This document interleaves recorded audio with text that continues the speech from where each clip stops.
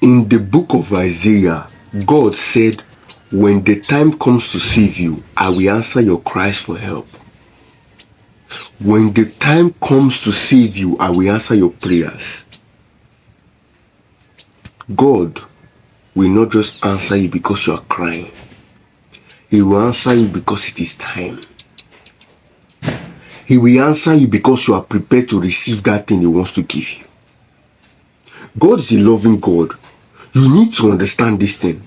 Because you see, as a father now, if my son at 2 years old comes to me one day and he says, Daddy, I want a car. Please give me a car. No matter how much I love him, if I give him that car, I'll have to go and pick where I'll bury him. So no matter how that boy cries, no matter how much he thinks he's prepared, no matter how much he thinks he needs that car, I will not answer him. Why? Because I see what he is not seeing. It is easier to think like God towards the past and not the future. Because see, when I think back, all those things I was asking God for, around the time I was asking for it, I thought I was the most qualified to receive it. I was even feeling like God was wicked for not giving it to me. But once I matured more, I now understood why God did not give me. That is why a major part of following God is trust. You need to trust God. You need to trust that He knows more than you. You need to trust that He cares about you. Faith is taking the first step, even if you don't see the whole staircase. My brother, I know that it is hard. I know that you are in tears. But I tell you this, your tears are for a reason, and they only last for a season. Your tears are for a season, and they are there for a reason. Your tears are there to mold you. Because see, it is understanding that makes a man great. It is understanding that gives you strength and capacity in God and in life. And it is great pain that brings great understanding. You cannot have a strong character and an easy life. Because the price of one is the other. With great pain comes great understanding. That is why I see it is much better to be sorrowful than be joyful.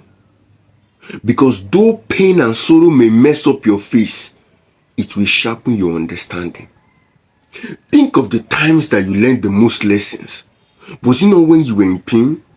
Think of the times that you felt like time slowed down and you meditated. Was it not when you were in pain? That is why when God wants to teach you a great lesson in a short amount of time, God sends pain. Because see, pain increases the quality of time. When you are in pain, 5 minutes seems like 5 hours. 5 hours seems like 5 days. 5 days seems like 5 years. And 5 years seems like a whole lifetime. You felt like you died and you lived all over again. That's what pain does to you. Pain is there to forge your character. Pain is your identity. When Thomas heard that Jesus rose from the dead,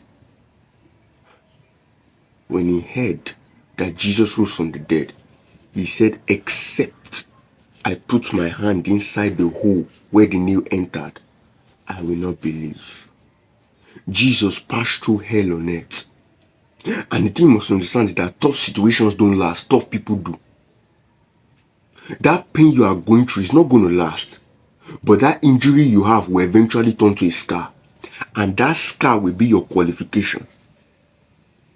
There is only one person in heaven that is qualified to sit at the right hand of God. And that is the one that has the scars in his hand. It was Jesus' scars that qualified him to sit at the right side of God. It was his scars that identified him to Thomas. Your scars will speak for you. Your pain will qualify you. But first, you must pass through it. And second, you must conquer it.